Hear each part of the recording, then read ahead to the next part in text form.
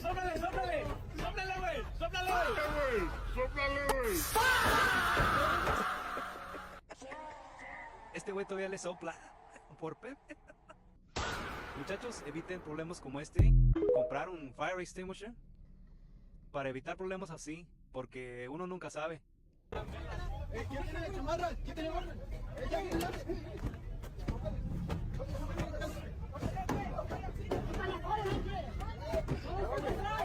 Aguas, aguas, porque están matando cucarachas.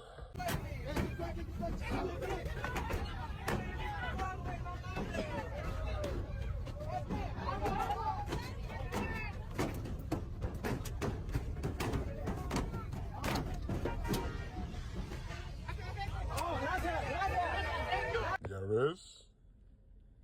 ¿Hace la diferencia?